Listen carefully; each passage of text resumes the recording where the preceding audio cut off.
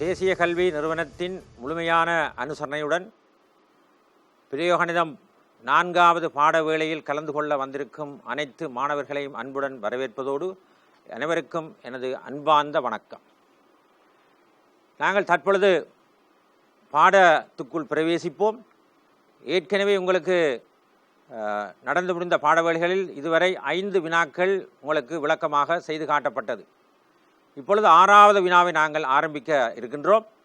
அதுக்கு நீங்கள் என்னுடன் சேர்ந்து வாருங்கள், நிகழ்ச்சிக்கு செல்வோம். சரி, 6வது கேள்வியை சற்று அவதானமாக நாங்கள் வாசித்து முதல் விளக்கங்களை எடுத்துக்கொள்ளும், தேவையான விளக்கங்களை எடுத்துக்கொள்ள வேண்டும். அப்போ 6வது கேள்வி என்ன சொல்லுதென்றால், எம் திணிவுள்ள மணி ஆறானது இலேசான நீளா இலை ஏபியில் கோர்க்கப்பட்டுள்ளது. முதலாவது வசனத்தில் மிக முக்கியமான ஒரு வசனம் ஒன்று காணப்படுகிறது. முதலாவது சொல்லில் கோர்க்கப்பட்டிருக்கின்ற சொல் ஒன்று அங்கே காணப்படுகிறது. அப்போ உங்களுக்கு அதில் நீங்கள் திடமாக இருக்க வேண்டும்.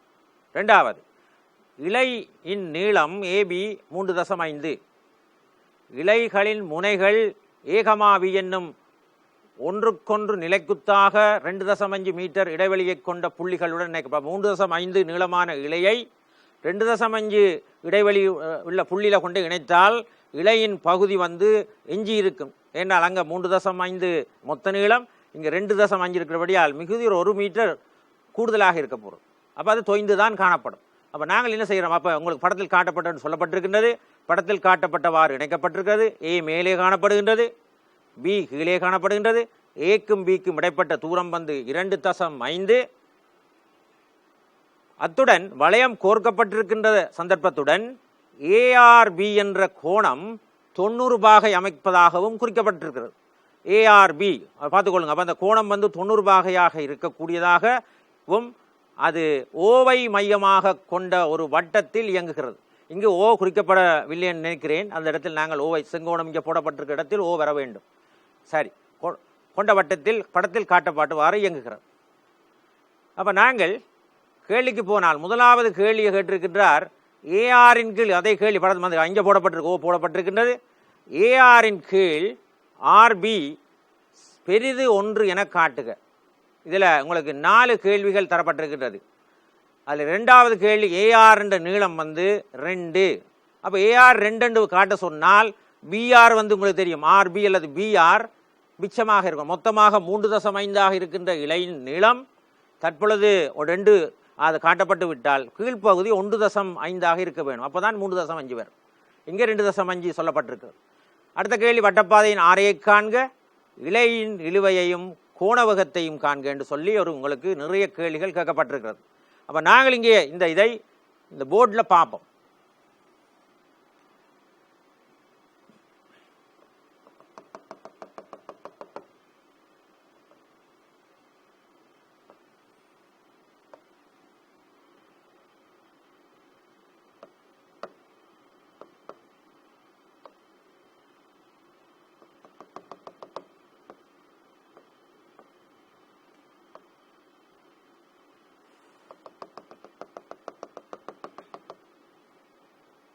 படத்தை பாருங்கள். ஏஆர் மொத்த நீளம் தந்திருக்கின்ற இடைவெளி 2.5 மீட்டர் மொத்தமாக ஏஆர்.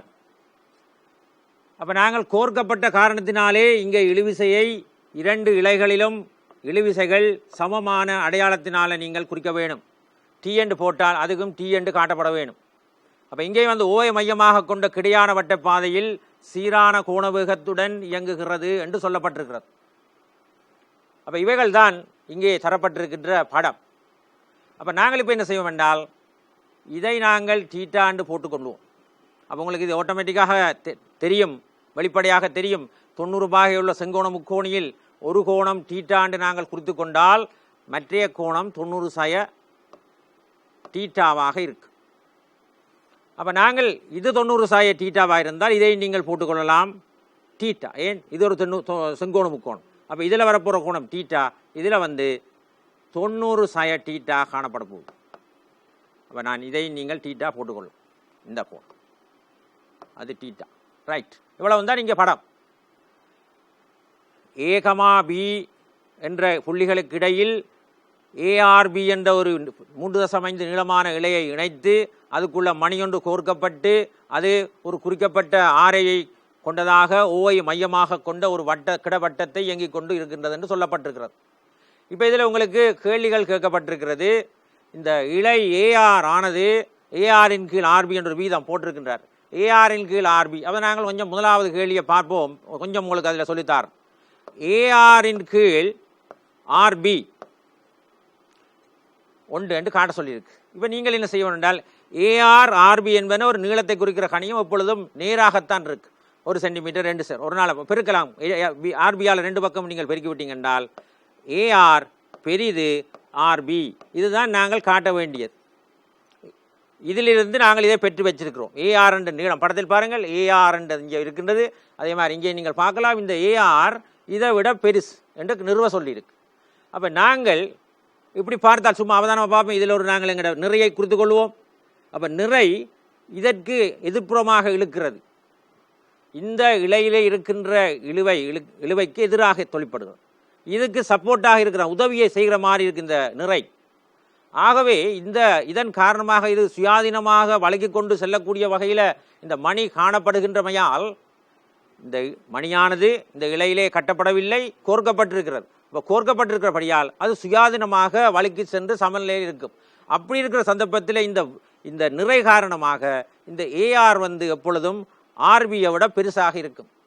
இது வெளிப்படையான உண்மை என்று சொல்லி நீங்கள் அப்படி விட கொடுக்க முடியாது. அதான் சொல்ல வந்தேன். சிலர் அப்படி எழுதுறது, இங்கே விசை இருக்கின்றது, அதை அப்போ இழுக்கிறது கீழே, இதுக்கு சப்போர்ட்டாக இருக்கிறபடியா இவர் நீளம் சின்னனாகவும் அது பெரிதாக இருக்கும் என்பது ஒரு வெளிப்படை உண்மை என்று சொல்லி ஒரு புதிய ஒரு விதியை உருவாக்கி விடுவார்கள். அது பிழை. நீங்கள் இதை காட்ட வேண்டும். ஏஆர் பெரிது ஆர்பி என்று நாங்கள் இதை காட்டிக்கொள்ள வேண்டும். அதுக்குரிய முயற்சி பார்ப்போம். ஒரு கிடைவட்டை பாதையில் இயங்குகின்ற ஒரு துணிக்கைக்கு நாங்கள் இரண்டே இரண்டு சமன்பாடுகள் எழுதி பழகியிருக்கிறோம். அப்போ முதலாவதாக நாங்கள் எழுத போகிற சமன்பாட்டை பார்ப்போம். முதலாவதாக நாங்கள் நிலைக்குத்தாக ஒரு சமன்பாட்டை போடுவோம், சமநிலைக்குரிய சமன்பாடு. ஆகவே நான் சொல்லியிருக்கிறேன், இப்படி வருகின்ற பொழுது இந்த கோணத்தை நீங்கள் டீட்டா என்றால் ஒன்று விட்ட கோணம் ஒன்று பிரித்து கொண்டால் டி கொஸ் டீட்டா, இங்கே டி இது டீட்டாண்டா 90 மைனஸ் ரைட். அப்போ நாங்கள் நிலைக்குத்தா போட்டோம் என்றால் டி கொஸ் டீட்டா சய டி சைன் டீட்டா சமன் எம்ஜி. இது ஈக்குவேஷன் நம்பர் 1. அப்படியே பாருங்கள் பிள்ளைகள், டி கொஸ் டீட்டா நிலைக்குத்தா, டி சைன் டீட்டா, ஏண்டா இது டீட்டா, இங்கே இருக்கிற கோணம் 90 சய டீட்டா ஒன்று விட்ட கோணம். அப்போ T cos 90 minus theta sine theta. அப்போ T cos theta minus T sine theta சமன் அதனது நிறை. அல்ல நீங்கள் இது சமன் ரெண்டையும் கூட்டி எழுதலாம். நாங்கள் நேரடியாகவே இதை எழுதிவிட்டோம். அப்போ நீங்கள் என்ன செய்ய வேண்டும் என்று சொன்னால், டீயை பொதெடுப்போம். கொஸ் டீட்டா சய சைன் டீட்டா அது சமன் எம்ஜி. அப்போ கொஸ் டீட்டா மைனஸ் சைன் டீட்டா சமன் எம்ஜியின் கீழ் டி. இப்போ நீங்கள் பார்க்க வேண்டும், முதலாவது சமன்பாட்டை எடுத்து நான் ஒரு சின்ன ஒரு அமைப்பு கொண்டு வந்திருக்கிறேன். கொஸ் டீட்டா இதிலிருந்து சைன் டீட்டாவை கழித்தால் எம்ஜியின் கீழ் டி என்று வந்திருக்கின்றது. உங்களுக்கு தெரியும் இந்த எம்ஜி பார்ப்போம். ஆனால் இந்த எம்ஜியின் கீழ் டி என்ற கணியமானது அந்த தொகுதியானது, ஆனால் இந்த தொகுதி எம் ஒரு நேர்பெருமானம், ஜி என்பது ஒரு நேர்பெருமானம், டி என்பது இது எப்பொழுதும் பெரிது சைவர் ஆகும். இது எங்களுக்கு வெளிப்படையாக தெரியும். இந்த எம்ஜியின் கீழ் டி என்று சொல்லப்படுகின்ற அந்த பெருமானம் எப்பொழுதும் ஒரு நேர்கணியமாக காணப்படுவதால் நாங்கள் சொல்ல போகின்றோம் cos theta minus sine theta greater than 0 பெரிது சைவர். அப்படி என்று சொன்னால்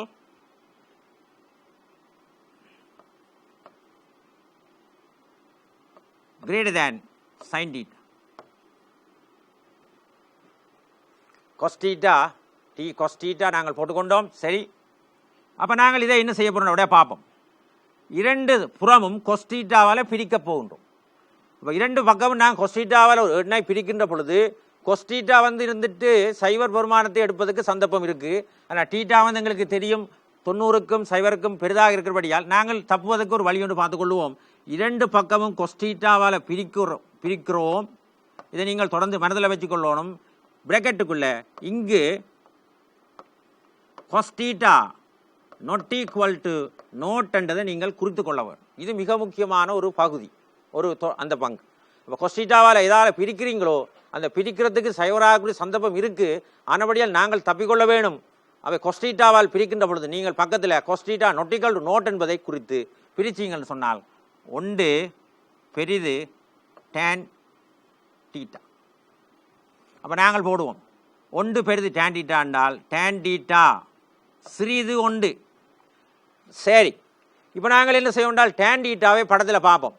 tan தீட்டா பாருங்க பார்ப்போம். இந்த செங்கோண முக்கோணத்தில் tan தீட்டா என்ன சொல்லுது என்று சொன்னால் பிஆரின் கீழ் ஏஆர் என்று சொல்லுது. அப்போ எதுக்கு போடுவோம்? tan தீட்டாவுக்கு பதிலாக நாங்கள் சொல்ல போகிறோம் tan தீட்டா சமன் பிஆரின் கீழ் ஏஆர். tan தீட்டா ஈக்குவல்ஸ் பிஆரின் கீழ் ஏஆர். ஆகவே நாங்கள் என்ன சொல்ல போகிறோம் என்றால் tan தீட்டாவுக்கு பதிலாக பிஆரின் கீழ் ஏஆர் சிறிது ஒன்று. அப்படின்னா நாங்கள் ஏஆரால் பெருக்கி விடுவோம். அப்போ நாங்கள் இப்படி போட்டு தலையில் பிரட்டி பார்ப்போம். ஏஆரின் கீழ் ஆர்பி அல்லது பிஆர் என்று போட்டிங்கன்னு சொன்னால் இது சமநிலைக்குறி மற்ற பக்கத்துக்கு திரும்பி ஒன்றாக வந்துவிடும். இதுதான் உங்களுக்கு கேட்கப்பட்ட கேள்வி. ஏஆரின் கீழ் ஆர்பி பெரிது ஒன்று என காட்டுக. இந்தா காட்டியாச்சு. முதலாவது பகுதி முடிந்தது. அப்போ ஏஆரின் கீழ் ஆர்பி பெரிது ஒன்று என்று சொன்னால் நாங்கள் விளங்கிக் கொள்ள வேண்டும் ஏஆர் பெரிது ஆர்பி என்பதை அதிலிருந்து நாங்கள் பெற்றுக்கொள்ள வேண்டும். அதாவது ஏஆர்னு சொன்னால் என்னது? இந்த படத்தில் இருக்கின்ற இந்த நீள பகுதி இதை விட பெருசாக இருக்கும் என்றதை நீங்கள் மனதில் கொள்ள வேணும். ஏனென்றால் அப்போ தான் நாங்கள் அடுத்த பகுதிக்கு போகலாம். அடுத்த பகுதி ரெண்டு காட்டிக்கிட்டோம். சரி, அப்போ நான் என்ன சொன்னால் இதை மீண்டும் ஒருக்கா உங்களுக்கு விளங்கப்படுத்தி விட்டு இதை நான் அடுத்த பகுதிக்கு செல்றதுக்கு யோசிக்கிறேன். படம் உங்களுக்கு விளங்கியிருக்கும் நினைக்கின்றேன். வடிவாக நீங்கள் மனதில் பதியணும். கோர்க்கப்பட்டதுக்கு ஒரு மரியாதை கொடுக்க வேண்டும். என்ன குறிப்பீங்கள்? இழுவைகளை சமமாக குறிப்பீங்கள். கோர்க்கப்பட்டிருக்கிறது ஒரு மணி அல்லது ஒரு ஏதாவது துணிக்கை கோர்க்கப்பட்டிருக்கின்ற சொல்லுகின்ற வந்தால் நீங்கள் அதுக்கு என்ன நடவடிக்கை எடுக்க வேண்டும் என்றால் இழுவைகள் ரெண்டு பக்கமும் சமனாக இருக்கின்றதை நீங்கள் கொடுத்து கொள்ள வேண்டும். அதன்படி அங்கால நாங்கள் சமன்பாடுகளை போட்டு விசைகளை எல்லாத்தையும் மார்க் பண்ணிட்டு படத்தை நாங்கள் முற்றாக தெளிவாக முடித்து விட வேண்டும். ரைட், படம் கிளியர் ஆயிற்று. இப்போ நாங்கள் என்ன செய்ய போகிறோம்? முதலாவது கேள்வியும் கேட்டிருக்கின்றார். இந்த வட்ட இயக்கத்திலே இரண்டு சமன்பாடுகள் நீங்கள் எடுக்கலாம். ஒன்று சமநிலையை குறிக்கின்ற ஒரு சமன்பாடு, மற்றது மையத்தை நோக்கி ஆர்விடுகின்ற சமன்பாடு. அப்போ முதலாவது நான் எடுத்துக்கொண்டது நிலைக்குத்தாக சமநிலைக்குரிய சமன்பாடு. டி cos தீட்டா சமன் டி sin தீட்டா சக எம்ஜி என்று எழுதலாம். அதை நான் நேரடியாக இஞ்சால இது இங்கே வர வேண்டியதை நான் இந்த பக்கத்துக்கு போட்டு எழுதியிருக்கின்றேன். T cos theta minus T sin theta equal to MG. அதிலே நாங்கள் டீயை பொதெடுத்து cos theta minus sin theta சமன் எம்ஜி என்று சொல்லியிருக்கின்றேன். அதில் நாங்கள் cos தீட்டா மைனஸ் sin தீட்டாவை எழுவாய் மாற்றம் செய்து கொண்டால் அது எம்ஜியின் கீழ் டி என்று வந்திருக்கின்றது. அப்போ எம்ஜியின் கீழ் டி என்றதை நீங்கள் அவதானித்தால் அது எப்பொழுதும் ஒரு நேர்கணியமாக காணும். இழுவை ஒரு நாளும் மறையில் சொல்ல மாட்டோம், இழுத்து கொண்டிருக்கு. அதை திணிவு எப்பொழுதும் நேர்கணியம். புவியீர்ப்பார்வை ஜியும் வந்து தெரியும் உங்களுக்கு 9.8 என்று சொல்லியிருக்கின்றார். அப்போ அந்த சந்தர்ப்பத்தில் இந்த எம்ஜியின் கீழ் டி என்ற பெருமானத்துக்கு நாங்கள் கொடுக்க வேண்டிய குறி நேர்குறி. அந்த நேர்குறியை எடுத்துக்கொண்டு போய் நாங்கள் அது என்னத்துக்கு சமனாக இருக்கின்றதோ cos தீட்டா மைனஸ் sin தீட்டாவுக்கு நாங்கள் போட்டுக்கொண்டால் சமன்பாடு எப்படி வருதென்றால் சமநிலை எப்படி வருதென்றால் cos தீட்டா sin தீட்டா பெரிது சைவராக இருக்கின்றது. இதன் அடிப்படையில் நாங்கள் பார்த்துக்கொண்டால் இந்த sin தீட்டாவை நாங்கள் இந்த பக்கமாக கொண்டு போவோம். அதாவது சைவர் பக்கமாக கொண்டு போனீங்கள் என்று சொன்னால் cos தீட்டா பெரிது sin தீட்டாண்டு வந்திருக்கிறது.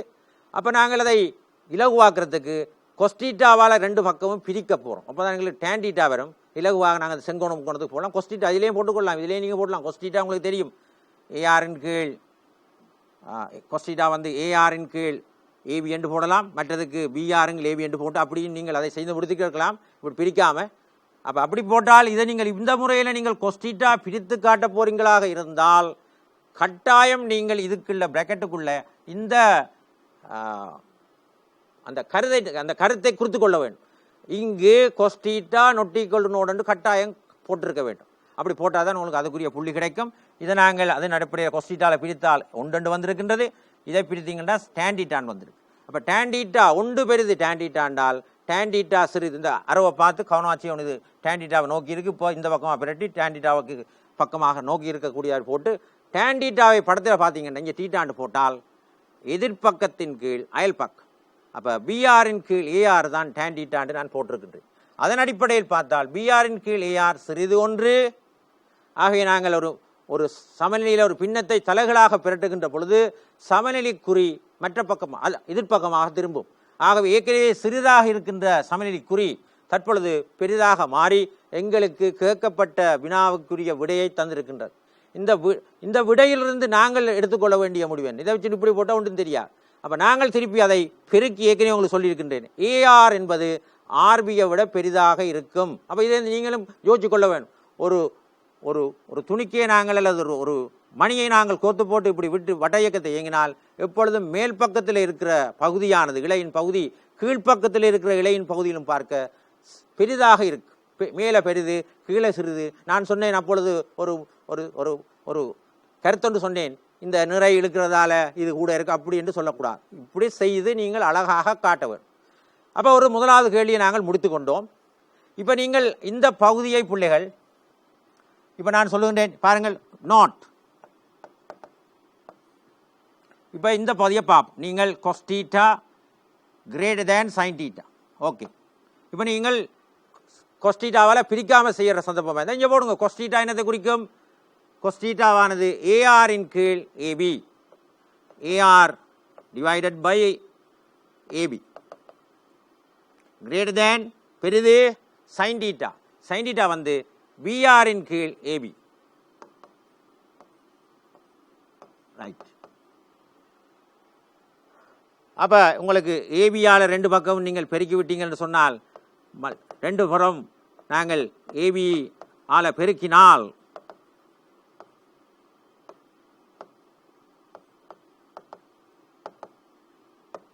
ஏபியால் பெருக்கினால் இந்த ஏபியும் வெட்டுப்படுது, இந்த ஏபியும் வெட்டுப்படுது. ஆகவே வந்திருக்கிற விடை ஏஆர் பெரிது பிஆர். இந்த இவர் வந்திருக்கிற வார விடை இதான் விடை. ஏஆர் பெரிது ஆர்பி அல்லது பிஆர். இனி நீங்கள் அதுக்கு மேலே போனால் ஆர்பியால் பிரித்து விட்டீங்க என்றால் உங்களோட கேள்வி வந்துவிடும். அப்போ நான் உங்களுக்கு அதை பிரித்தல் முறையில் செஞ்சு காட்டியிருக்கின்றேன். பிரித்தல் முறைக்கு போன பிள்ளைகள் நீங்கள் அங்கே cos θ not equal to not என்று போட்டிருக்க வேண்டும். இப்படி செய்திருந்தால் அது போட தேவையில்லை. அதையும் உங்களுக்கு சுட்டி காட்டியிருக்கின்றேன். ரைட், அவ்வளவுதான் முதலாவது பகுதி. இப்போ நாங்கள் ரெண்டாவது பகுதிக்கு போகிறோம். அதுக்கு நாங்கள் எங்களுக்கு இடம் தேவை. அதன்படியால் நான் இவற்றை அழித்து கொள்ளுவேன். நாங்கள் இரண்டாவது பகுதிக்கு போவோம். இரண்டாவது பகுதியில் உங்களுக்கு சொல்லப்பட்டிருக்கிறது ஏஆரின் நீளமானது 2 மீட்டர் என காட்டுக. அப்போ ஏஆரின் நீளம் இங்கே இருக்கின்றது இலையின் பகுதி. அப்போ நாங்கள் சொல்லுவோம் எஸ், ரெண்டாவது பகுதியை செய்வோம். ஏஆர் சமன் எக்ஸ் மீட்டர் என்க. ஏஆர் நாங்கள் எக்ஸ் என்று எடுக்க போகிறோம். அப்படி என்று சொன்னால் ஆகவே பிஆர் சமன் 3.5 மைனஸ் எக்ஸ் மீட்டர் ஆகும். வடிவா பார்த்துக்கொள்ளுங்க. ஏஆரை நான் எக்ஸ் என்று எடுக்கின்றேன். ஏஆர் சமன் எக்ஸ் என்க. இதனது இலையின் மொத்த நீளம் 3.5 இருக்கிறபடியால் பிஆரினது எஞ்சிய நீளம் 3.5 எக்ஸை கழித்து போட்டாச்சு. இது 2.5. அப்போ நாங்கள் இந்த செங்கோண முக்கோணம் பாருங்கள், ஏஆர்பி என்ற செங்கோண முக்கோணத்தில் பைதகரசின் தேற்றப்படி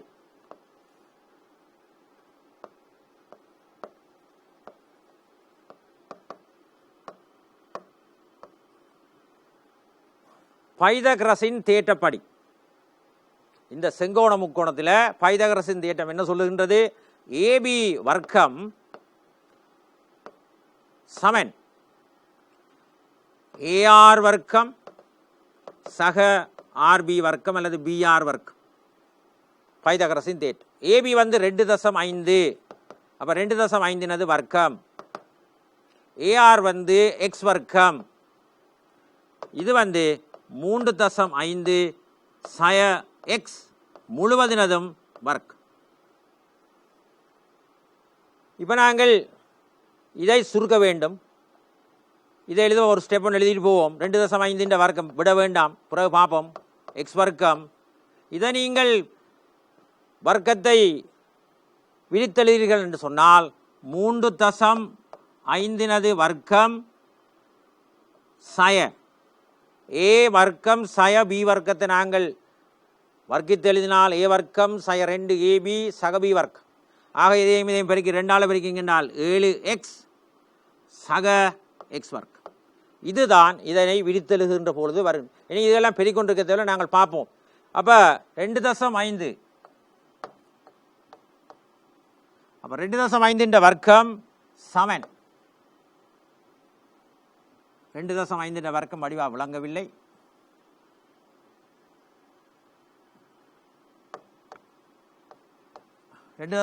வர்க்கம் சமன் இங்கே பார்த்துருப்பீங்க எக்ஸ் வர்க்கத்தை நீங்கள் கூட்டினீங்கள் என்று சொன்னால் 2x வர்க்கம் ப்ளஸ் எக்ஸ் வர்க்கம் 2x வர்க்கம். அதுக்கு பிறகு சய 7x சக 3.5 வர்க்கம். சரி, எழுதியாச்சு. நாங்கள் என்ன செய்யணும், எல்லாத்தையும் ஒரு பக்கம் இதே வங்காள பக்கத்துக்கு கொண்டு போவோம். அப்போ முதலாவது எழுத போகிறது 2x வர்க்கம் சய 7x சக 3.5 வர்க்கம் சய 2.5 வர்க்கம் அது சமன் சைவம். இப்போ நீங்கள் இதை ஒரு வெளியில் செய்வோம், அதுக்குள்ளேயே போட்டு செய்யாமல் 3.5 வர்க்கம் சய 2.5 வர்க்கத்தை நீங்கள் சுருக்க போகிறீங்க. எப்படி ஓ லெவலில் படிச்சிருப்பீங்கள் அல்லது 9ஆம் வகுப்பில் 10ஆம் வகுப்பில் படித்த இதைத்தான் நீங்கள் பயன்படுத்த போகிறீங்க. அப்போ அதன் பிரியோசனத்தை பார்த்துக்கொள்ள ஒருக்கா ஏ சய பி மற்றது ஏ சக பி 3.5 சக 2.5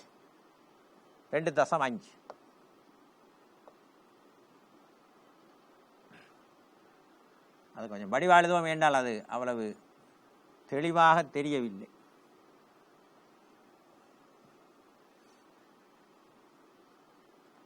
மூன்று தசம் ஐந்து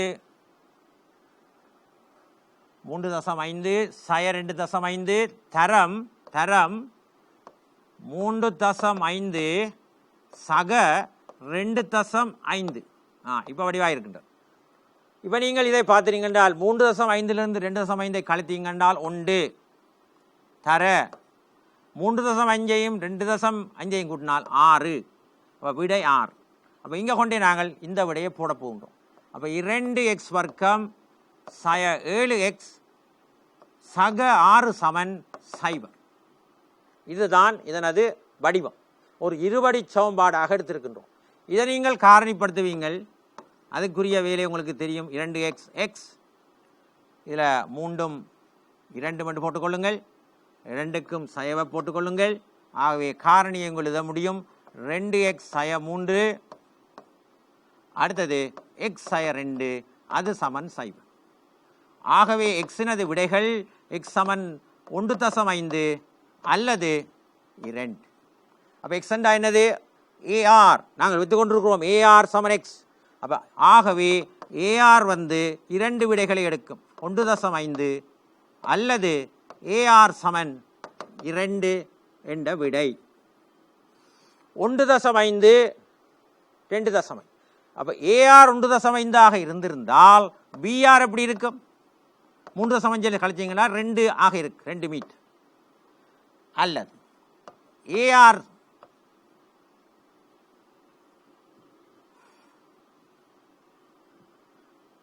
பிஆர் எப்படி இருக்கும் என்றால் 2 என்றால் இப்போ நீங்கள் தான் தெரிவு செய்ய போறீங்கள். ஆரை நாங்கள் எடுக்கலாம். 2 செட் வந்திருக்கிறது, 2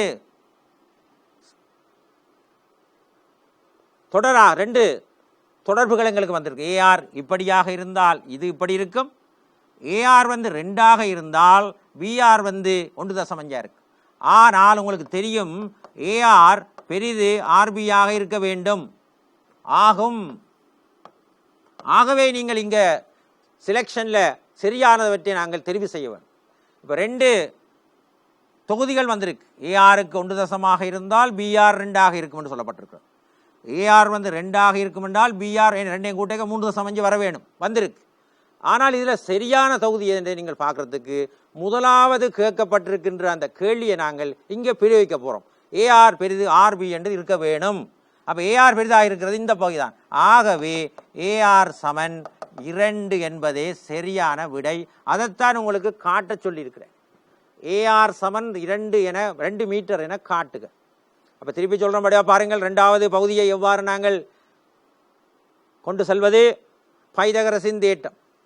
ஏற்கனவே இந்த பைதகரசின் தேற்றம் உங்களுக்கு ஆரம்ப காலங்களில் 10ஆம் ஆண்டு 11 படிச்சிருக்கிறீங்க. அப்போ நீங்கள் இந்த இடத்துல பிரயோகிக்க போகிறோம்னு சந்தோஷப்படுங்கள். எங்களுக்கு பைதகரசின் தேற்றம் பயன்படுத்துகின்ற ஒரு சந்தர்ப்பம் கிடைத்திருக்கிறது. அப்போ நாங்கள் பார்த்தால் எப்படி பாவோம்? ஏஆர் தான் கேட்கப்பட்ட கேள்வியை நாங்கள் எக்ஸ் என்று போட்டுக்கொள்வோம். அதனோடு சேர்ந்து மொத்த இழையின் நீளம் 3.5 என்று தரப்பட்டிருக்கிற காரணத்தினால் நாங்கள் அதை மிகுதியை போட போகின்றோம்.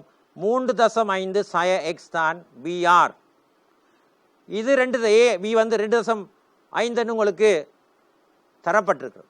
ஆகவே பைதகரசின் தேற்றத்தை நீங்கள் எழுதுவீர்களாக இருந்தால் ஏபி வர்க்கம் சமன் ஏஆர் வர்க்கம் சக ஆர்பி வர்க்கம் என்ற தொடர்பை எழுதி அதில் நாங்கள் சரியாக பிரதியீடு செய்வோம். 2.5 வர்க்கம் சமன் எக்ஸ் வர்க்கம் சக 3.5 சய எக்ஸ் வர்க்கம். இதை நாங்கள் விரித்தெழுதுவோம். அந்த பூரண வர்க்கத்தை எங்களுக்கு விரித்தெழுதுகிற முறையும் நீங்கள் படித்திருக்கின்ற ஆண்டு 9லே 10லேயும் படித்திருப்பீங்க, 11லே 12லாம் படிச்சிருப்பீங்க. இது ஆரம்பத்தில் உங்களுக்கு எல்லாருக்கும் தெரிந்தது. அதை நீங்கள் பெருக்கேக்க கவனமாக பிளவிடாமல் எழுதி விட்டுற வேண்டும். எக்ஸ் வர்க்கம் இது 3.5 வர்க்கம். இதையும் இந்த கணியத்தையும் இதையும் பெருக்கி 2ஆல் பெருக்கிங்கன்றால் 7x என்று வரும். சக எக்ஸ் வர்க்கம் சக சையில் தான் எல்லாரும் பிளவுறது. அதை அப்படியே நான் அங்கே மேலே கொண்டு போய் இந்த எக்ஸ் வர்க்கத்தையும் கூட்டி 2x வர்க்கம் என்று போட்டிருக்கின்றேன். அப்போ இந்த தொடர்பு வந்திருக்கின்றது. மீண்டும் நாங்கள் எல்லாத்தையும் ஒரு இருபடி சமன்பாடாக ஆக்கும் நோக்கத்துடன் எல்லா கணியங்களையும் ஒரு பக்கமாக கூட்டிக் கொண்டு போயிருக்கின்றேன். அப்போ 2x வர்க்கம் சய எக்ஸ் சக 3.5 2.5 இந்த பக்கத்துக்கு போனால் -2.5. இதை சுருக்குகிற முறை நீங்கள் ஏ வர்க்கம் சய பி வர்க்கம் சமன் a minus b into a plus b என்ற தொடர்பை பயன்படுத்தி அதனது விடை 6 என்று எடுத்திருக்கிறீங்க. அப்போ 6 என்று எடுத்துக்கொண்டால் இப்பொழுது புதிய இருபடி சமன்பாட்டின் வடிவம் 2x வர்க்கம் சய 7x சக 6 சமன் 0 என்ற வடிவத்தை பெற்றிருக்கிறது.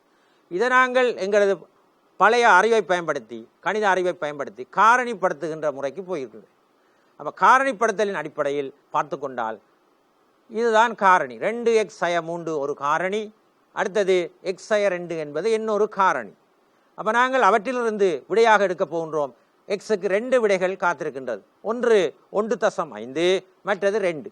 இப்போ 2ல் 6 தெரிவு செய்கிறது. அங்கே கேட்டிருக்க 2 தான் எடுக்கிறார். அதுக்காக 1.5 வெட்டி சும்மா வெட்டி போட்டு ஓடையலாம். அதை நாங்கள் நிறுவி காட்ட வேணும். இதுதான் சரி, இது சரியில்லை, இது அங்கே எங்களுக்கு பொருந்தாது, இந்த விடை எங்களுக்கு பொருத்தம் இல்லை. அதுக்காக சும்மா வெட்டி போட்டு 2 போடுறாக்களும் இருக்கிறீங்க. அப்படி செய்ய முடியாது. ஆனால் நாங்கள் சொல்லுவோம், அப்போ ஏஆர் வந்து 1.5 இருக்கலாம், அல்லது ஏஆர் வந்து 2 இருக்கு. அப்போ ஏஆர் வந்து 1.5 இருந்தால் அவரோட சோடியா இருக்கிற பிஆரை கண்டுபிடித்து விடலாம். 2ம் அது 1.5 வந்து. ஆனால் நிறுவி வச்சிருக்கிறீங்கள் ஏஆர் வந்து பெரிது ஆர்பி ஆகும் என்று நிறுவி வைத்திருக்கின்றோம் பகுதி 1ல் இருந்து. அதன் அடிப்படையில் ஏஆருக்கு நாங்கள் 2ம், இதுக்கு வந்து 1.5 தான் சரியான பொருத்தமான விடை.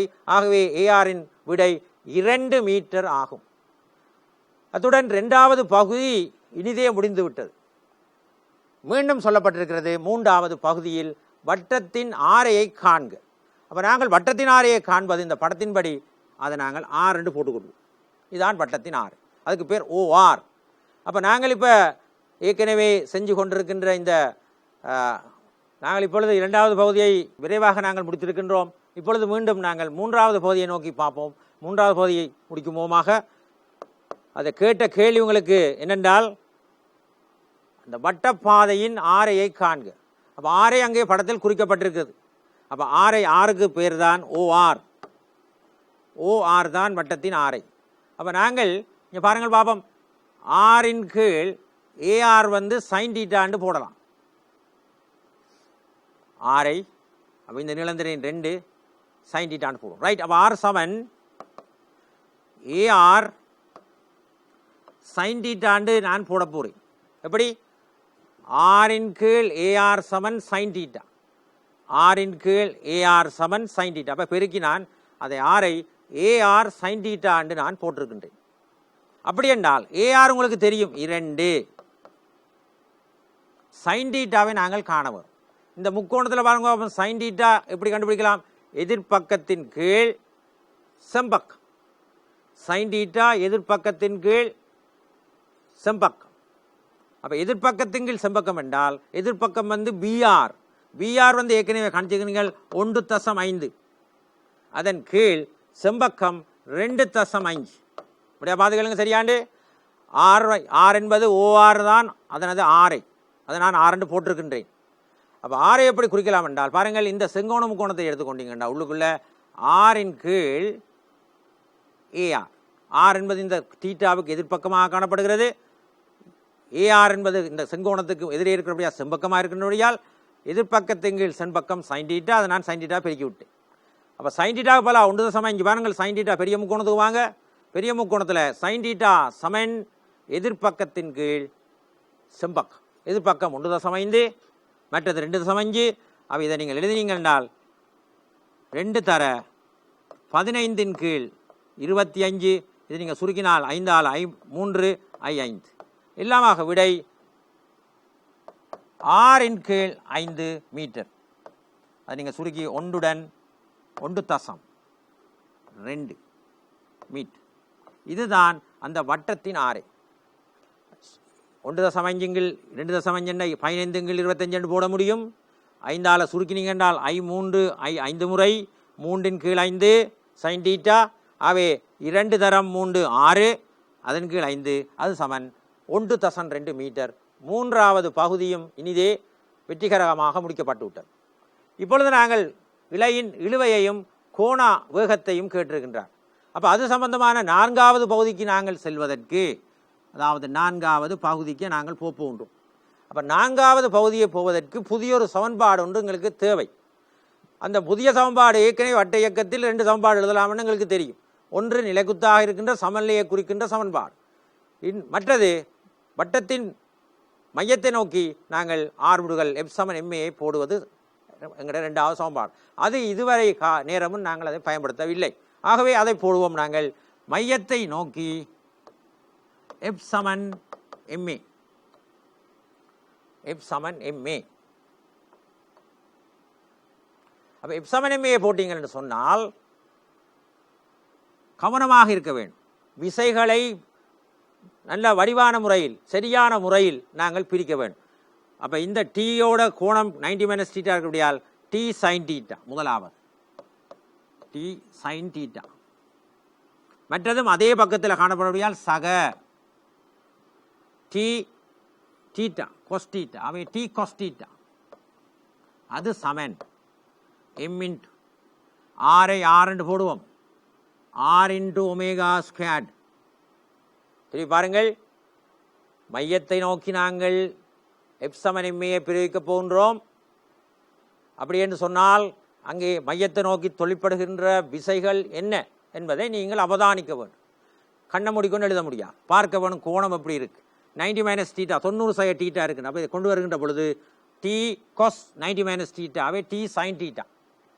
இந்த டி மேலே கொண்டு போறீங்க தீட்டாவுக்குள்ளால டி கொஸ் தீட்டா எம்மா ஆரோமேகா வர்க். இப்போ எங்களுக்கு கேள்வி டீயைத்தான் கேட்டிருக்கின்றார். அப்போ டீயை நாங்கள் பொதுவாக வெளியெடுத்து விடுவோம். சைன் தீட்டா சக கொஸ் தீட்டா எம்மின், இது வந்து தெரியும் உங்களுக்கு, 6 கீழ் 5 அல்லது 1.2 போடுவீங்கள் ஒமேகா வர்க். இப்போ உங்களுக்கு இந்த இடத்துல சைன் தீட்டாவுக்கு பதிலாக போட்டு நீங்கள் எவ்வளவு 1.5 2.5. அப்போ நாங்கள் இதில் சைன் தீட்டாவை போடுவோம். எங்களுக்கு தேவை இதில் எழுதுவோம். சைன் தீட்டா சமன் 3 கீழ் 5.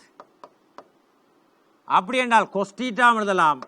அது சமன் 4 கீழ் 5. இது நான் 4 கீழ் 5. அது உங்களுக்கு தெரியும், ஏற்கனவே இதை சுருக்கி வச்சுக்கிறேன். 1.5 கீழ் 2.5 சுருக்கினால் 3 கீழ் 5 வந்திருக்கு. அப்போ நீங்கள் கொஸ் தீட்டா உடனடியாகவே செங்கோண முக்கோணத்தில் பயன்படுத்தாது. நீங்கள் ஏற்கனவே நிறைய அனுபவம் இருக்கும் உங்களுக்கு. இப்படி ஒரு செங்கோண முக்கோணம் இருந்தால் சைன் தீட்டாண்டு போட்டுக்கொண்டோம் என்றால் இது 3, இது 5 சொன்னால் இது 4. ஆகவே சைன் தீட்டா 3 கீழ் 5 சொன்னால் கொஸ் தீட்டா 4 கீழ் 5 நாங்கள் எழுத முடியும். இவைகள் வந்து ஏற்கனவே நீங்கள் பல கணக்குகளில் நீங்கள் செஞ்சு முடிச்சிருப்பீங்கள். மற்றவர்கள் இந்த சிலர் கோணத்தை கண்டு எல்லாம் செய்து பார்க்க, அப்படி இல்லை, நேரடியாக நீங்கள் திரிகோண கணித விகிதத்தை இங்கு நீங்கள் பயன்படுத்த வேண்டும். அப்போ டீயை போட்டாச்சு. இதுக்கு என்ன போட போகிறீங்க? சைன் தீட்டாக்கு 3 கீழ் 5 சக கொஸ் தீட்டா சமன் 4/5, அது சமன் 6/5 m ஒமேகா ஸ்கொயர். இங்கே நீங்கள் சுருக்கினால் 7/5 6m ஒமேகா வர்க்கம் கீழே 5. இதை நாங்கள் ஒரு சமன்பாடாக வைத்துக் கொள்வோம். ஏற்கனவே இதுக்கு நாங்கள் 2வது சமன்பாடு போட்டுக்கொள்வோம். இப்போ நாங்கள் எடுத்து வச்சிருக்கிற முடிவை சுருக்கி வச்சுக்கிறோம் 3 போட்டுக்கொள்வோம். இப்போ நாங்கள் என்ன சொல்ல போகிறோம்டா பிள்ளைகள், எங்களுக்கு கேட்ட கேள்வி இழுவையையும் கோணவகத்தையும் காண்க. அப்போ இழுவையும் கோணவகத்தையும் நாங்கள் காண வேண்டாம், அது ரெண்டும் அப்படியே வந்திருக்கின்றோம். ஆகவே நாங்கள் முதலாவது சமன்பாட்டுக்கு நாங்கள் போக வேண்டும். முதலாவது சமன்பாட்டுக்கு நாங்கள் முதலாவது சமன்பாடு என்ன சொல்லுகின்றது? டி, ஏற்கனவே நீங்கள் முதலாவது சமன்பாடு எடுத்துருக்கீங்க, T cos theta minus T sine theta, அது சமன் mg. இது ஈக்குவேஷன் நம்பர் 1 ஏற்கனவே இருக்கு. அப்போ இதில் நாங்கள் டீயை வெளியெடுத்தால் cos theta minus sine theta சமன் mg. இங்கேயும் நாங்கள் சைன் தீட்டா காஸ் தீட்டாவை கொண்டே போட போகிறோம். அப்போ டி இன்ட்டு 4/5 சய 3/5, அது சமன் mg. அப்போ இதில் வந்தால் டி தரம் 1/5, அது சமன் mg. அப்போ டீயை கண்டுபிடிச்சிட்டீங்க பிள்ளைகள், அது சமன் 5 mg. இதுதான் இழுவைக்குரிய பெருமானம். இழையின் இழுவையை காண்க, கண்டுபிடிச்சாச்சு. அங்கே வச்சு கண்டுபிடிக்கலாம் போய், ஏன்னா ரெண்டும் தெரியாது. அப்போ இந்த முதலாவது சமன்பாட்டை நாங்கள் மீண்டும் கொண்டு வந்து அவற்றில் கொஸ் தீட்டா சைன் தீட்டாவை பிரதியீடு செய்வதன் மூலம் நாங்கள் டீயை இலகுவாக கண்டுபிடித்து விட்டோம். அப்போ டீயை கண்டுபிடித்தால் மீண்டும் நாங்கள் எங்களோட பழைய சமன்பாட்டுக்கு போகணும். இங்கே டீக்கு பதிலாக நாங்கள் போட போகிறோம் 5. அப்போ 7/5 தர 5 mg சமன் 6m ஒமேகா வர்க்கத்தின் கீழ் 5. அப்படின்னு சொன்னால் 5 பட்டு போம், இந்த எம்மும் இந்த எம்மும் பட்டு போம். ரைட், மிகையாக இருக்கிறது இந்த பக்கத்துக்கு 7g இருக்கின்றது, எழுதுவோம் 7g, எழுதி போட்டு வருவோம் 7g, அது சமன் 6/5 ஒமேகா வர்க்கம் 7g.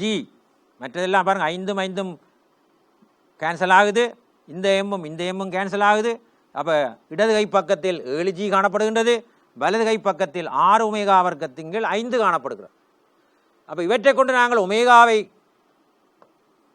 ஒமேகா வர்க்கத்தை கண்டுகொண்டால் 7×5 35g, 35gன் கீழ் 6 என்ற விடை வந்திருக்கு. உங்களுக்கு கேட்கப்பட்ட கேள்வி கோணவகத்தை கேட்டிருக்கு. அப்போ நாங்கள் இந்த இடத்துல இப்படியே விட்டுட்டு போக முடியாது. அப்போ கோணவகம் என்று சொன்னால் ஒமேகா சமன் ஸ்கொயர் ரூட் ஆஃப் வர்க்க மூலம் 35g கீழ் 6. இதுதான் விடை. இதுதான் இந்த 2வது பகுதிக்குரிய விடை. வடிவாக பார்த்துக்கொள்ளுங்கள். திருப்பியும் நான் இந்த 2வது கேள்வி, இந்த 2வது கேள்வி அல்ல 2வது கேள்வி நாங்கள் ஏற்கனவே முடித்து 3வது கேள்வியை முடித்து இந்த 6ஐ கண்டுபிடிச்சிருந்தோம். 4வது பகுதி இழுவையையும் 2 கேள்வி அதுகள் கேட்கப்பட்டிருந்தது. 2வதில் 2 பகுதி கேட்கப்பட்டிருந்தது. ஒன்று இழுவை, மற்றது கோணவு. அப்போ அவற்றுக்கு நாங்கள் ஒரு சமன்பாட்டை போட்டோம். இது மையத்தை ஏற்கனவே நிலைக்குத்தாக நாங்கள் போடப்பட்ட இந்த சமன்பாடு அங்கே இருக்குது.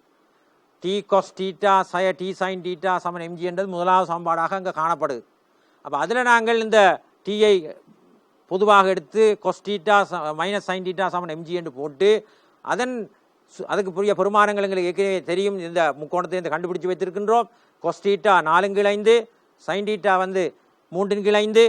ஆகவே இதை சுருக்கி நீங்கள் டி சமன் 5 mg என்று போட்டுக்கொண்டோம். அப்போ டி சமன் 5 mgயை கொண்டு போய் நாங்கள் இன்னொரு சமன்பாட்டை போட வேண்டும். அது வரைக்கும் நாங்கள் பொறுத்திருந்து 2வது சமன்பாட்டை போடுகின்றோம். என்னது, மையத்தை நோக்கி நாங்கள் எப் சமன் எம்ஏயை வட்டத்தில் என்கிற துணிக்கைக்கு மையத்தை நோக்கி எப் சமன் எம்ஏயை போட்டால் அங்கே இருக்கிற சமன்பாட்டை எழுத தெரிய வேணும். டி சைன் தீட்டா சக டி கொஸ் தீட்டா சமன் m × r ஒமேகா ஸ்கொயர்.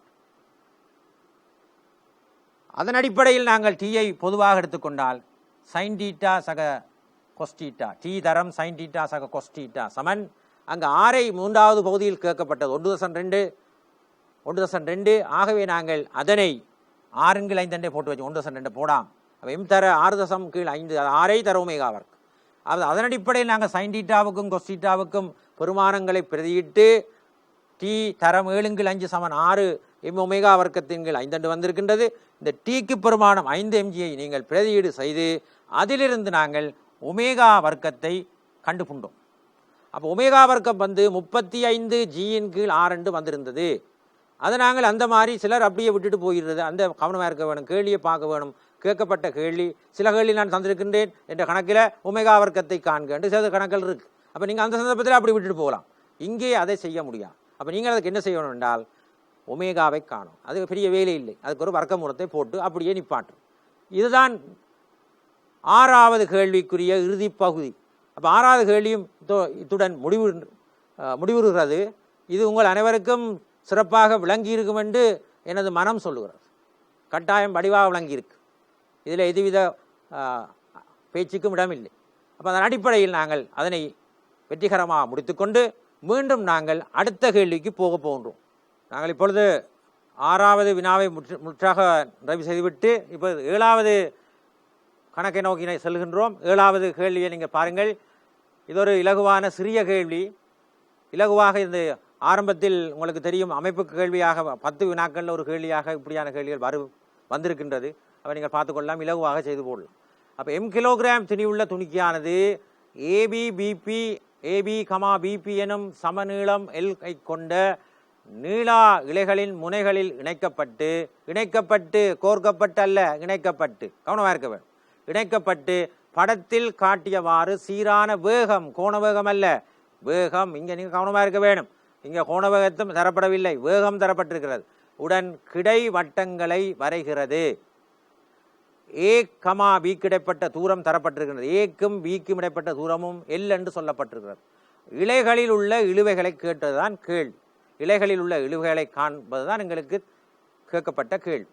வடிவாக நாங்கள் கேள்வியை வாசித்து விளங்கி, இங்கே படம் உங்களுக்கு தரப்பட்டிருக்கிறது. சில சந்தர்ப்பத்தில் நீங்கள் தான் படம் போட வேண்டிய தருணம் கிடைக்கும். அதை நீங்கள் வடிவாக பிரிக்க வேண்டும். அப்போ முதல்ல என்ன சொல்லப்பட்டிருக்கு, ஏபியும் பிபியும் ரெண்டும் சமமான நீளமுள்ள இலை. அதில் என்ன செய்யப்பட்டு இணைக்கப்பட்டிருக்கிறது, கோர்க்கப்பட்டு சொல்லவில்லை. அப்போ கட்டப்பட்டு யோசிச்சு கொள்ளுங்க. இணைக்கப்பட்டிருக்கின்றது.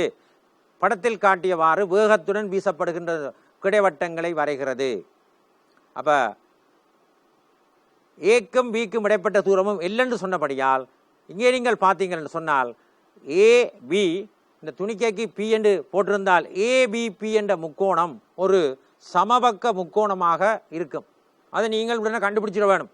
ஏபியும் வந்து பாருங்கள், ஏபி வந்து l, BB l, AB L.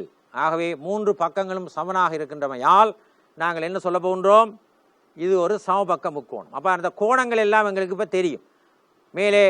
மேலிருக்கிற இலை கீழ்முக நிலைக்குத்துடன் 60 பாகை அமைக்கும், கீழுள்ள இலை மேல்முக நிலைக்குத்துடன் 60 பாகையை அமைக்கும். மற்றது இதுக்குள்ளேயும் 2 இலைகளுக்கு இடைப்பட்ட கோணமும் 60 பாகை இருக்கும்.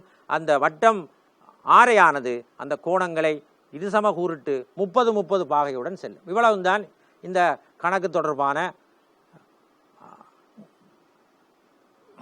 தரவுகள். இப்போ நாங்கள் என்ன செய்ய வேண்டால், இந்த படத்தை நாங்கள் எங்களுக்கு போட்டுக்கொள்வோம்.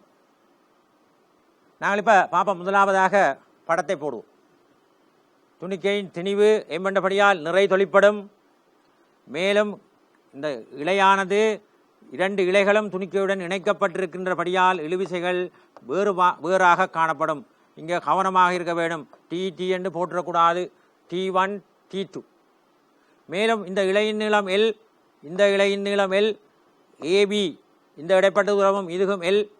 எனவே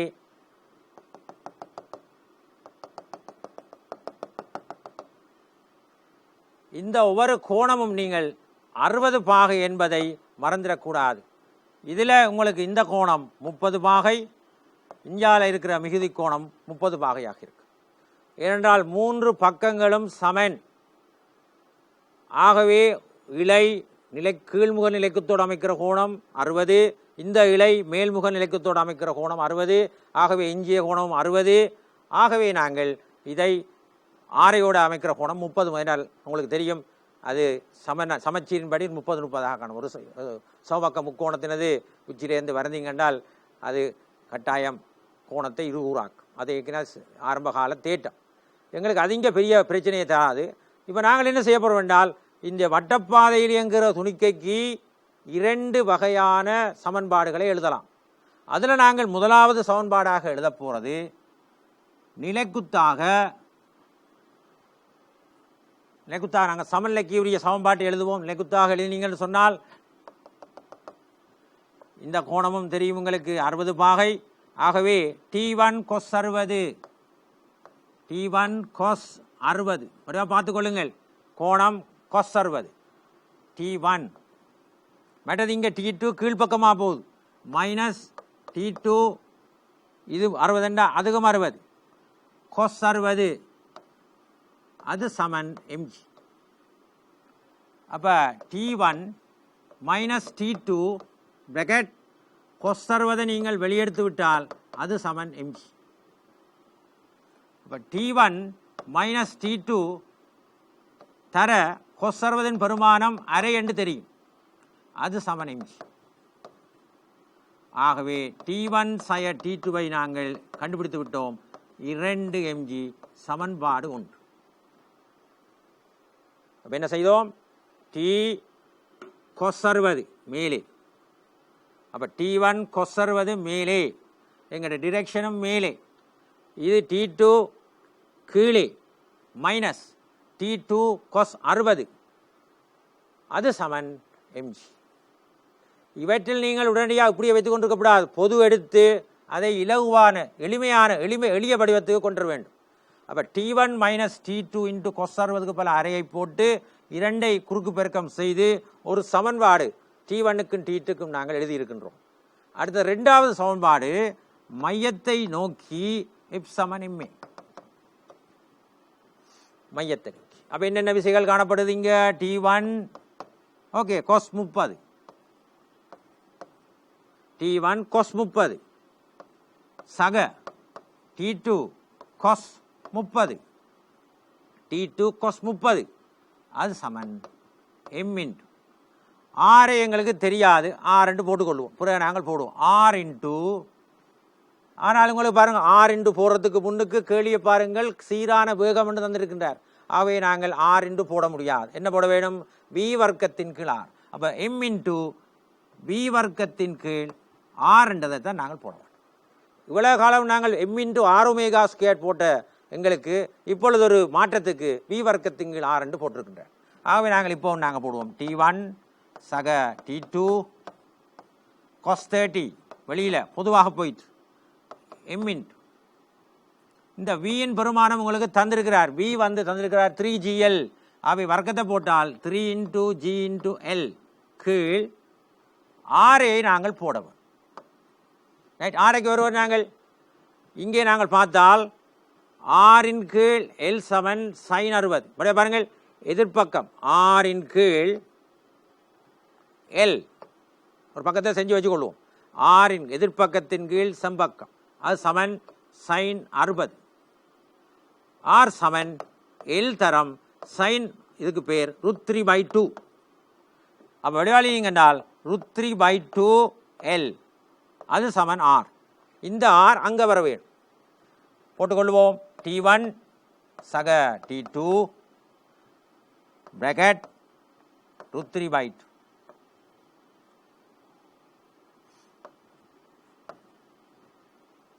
சமன் m இன்ட்டு 3GL கீழ் ஆறுக்கு பதிலாக போட போறீங்கள் √3/2 எல். அப்படியே பாருங்கள், சரியாண்டு.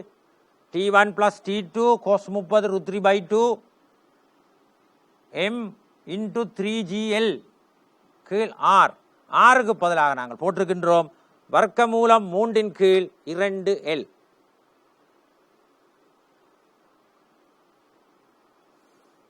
அப்படி என்றால் பார்த்தால் நாங்கள் கொஞ்சம் T1 + T2 தான் தேவை.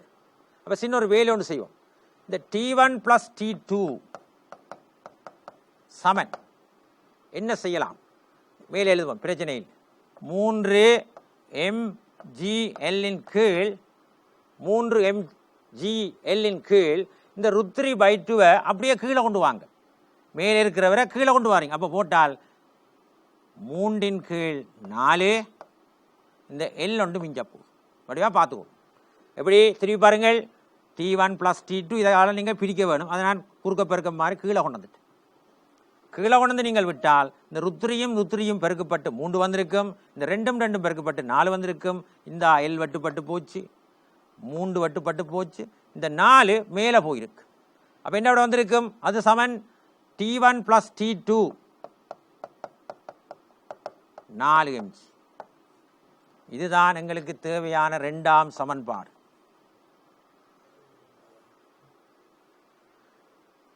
T1 - T2 வந்து 2mg. இது ரெண்டையும் நாங்கள் எடுத்து சுருக்குவதன் மூலம் எங்களுக்கு T1ஐயும் T2ஐயும் கண்டுபிடிச்சிடலாம். அப்போ நாங்கள் T1ஐயும் T2ஐயும் கண்டுபிடிக்கிறதுக்கு இரண்டு சமன்பாட்டையும் நீங்கள் பார்ப்போம். இப்போ எங்களுக்கு என்ன சமன்பாடுகள் கிடைக்கப்பட்டிருக்கிறது? முதலாம் சமன்பாடு T1 - T2 = 2mg. சமன்பாடு உண்டு. T1 + T2 = 4mg. ரெண்டாம் சமன்பாடு. இது ரெண்டையும் நாங்கள் சுருக்க போகிறோம். ஒருங்கமை சமன்பாடுகள் 1 சக 2 கூட்டி விட்டீங்க என்றால் 2T1 2T1 = 6mg. T1 = 3mg. ஆகவே T2ஐ நாங்கள் பார்த்து கொண்டிருக்க தேவையில்லை. என்ன 2 கூட்டேக்க 4 வந்தால் 3mg என்று தெரிந்தால் அது உங்களுக்கு தெரியும். இது நான் பெருசாக உங்களுக்கு காட்டி கொண்டிருக்க தேவையில்லை. இலைகளில் உள்ள இழுவைகளை காண்க. அப்போ கண்டிருக்கின்றோம். T1 வந்து மேலே இருக்கின்ற இலை பார்த்துங்கள். இதிலேயும் நீங்கள் உதாரணங்களை பார்க்க வேண்டும். இந்த படத்தை பாருங்கள். T1 மேலே இருக்குது, T2 கீழே இருக்குது. அப்போ எந்த இலையில் இழுவை கூடுதலாக இருக்கின்றதை நீங்கள் இந்த பயிற்சியின் மூலம் கண்டுபிடிச்சிருப்பீங்கள். எப்பொழுதும் மேலே இருக்கிற இழுவை தான் கூட அந்த இலைக்கு இது எதிராக இழுத்து அதை கூடுதலான விசைக்கு உருவாக்கும். இந்த T2 என்ற இழுவையானது அதன் திசையில் தான் அதன் நிறையும் தொழிற்படுறதால நாங்கள் அதை குறைவாக வந்திருக்கின்றோம். அப்போ நாங்கள் இந்த 7வது கணக்கை பார்த்தோம். படத்தின்படி சமன்பாடுகள் 2 பெறப்பட்டது. 2 சமன்பாடுகளும் உங்களுக்கு தெரிந்த சமன்பாடுகள். ஒன்று மையத்தை நோக்கி F=ma போட்டோம். சமநிலைக்கான நிலைக்குத்தான திசையில் பிரித்து அதுக்கு ஒரு சமன்பாடு எடுத்து அதிலேருந்து பெற்றுக்கொண்டதான் சமன்பாடு உண்டு. T1 - T2 = 2mg என்ற ஒரு தொடர்பு சமநிலைக்குரிய சமன்பாட்டில் இருந்தது. ஆர்முடுதலுக்குரிய சமன்பாட்டை போட்டு எடுத்து அதில் கொஞ்சம் கூடுதலான சுருக்கல்கள் அங்கு காணப்பட்டது. இருந்தாலும் நாங்கள் அதை அழகாக சுருக்கி எடுத்து T1 - T2 = 4mg என்று எடுத்துக்கொண்டோம். இவை ரெண்டையும் சுருக்கி T1 T2ஐ தனித்தனியே நாங்கள் 3mg என்று கண்டிருக்கின்றோம். இதுதான் இந்த கணக்குக்குரிய விடை. இதுவும் உங்களுக்கு சிறப்பாக விளங்கியிருக்கும் என்று நினைப்பதோடு இந்த இறுதி வினாவும் உங்களுக்கு சிறப்பாக விளங்கியிருக்கும் என்று கருதுவதுடன் இத்துடன் இந்த பாட வேளையை நாங்கள் இனிதே நிறைவு செய்து கொண்டு மீண்டும் இன்னொரு வகுப்பில் சந்திக்கும் வரை உங்கள் அனைவரிடமிருந்து விடைபெற்றுக் கொள்ளுகின்றேன். வணக்கம்.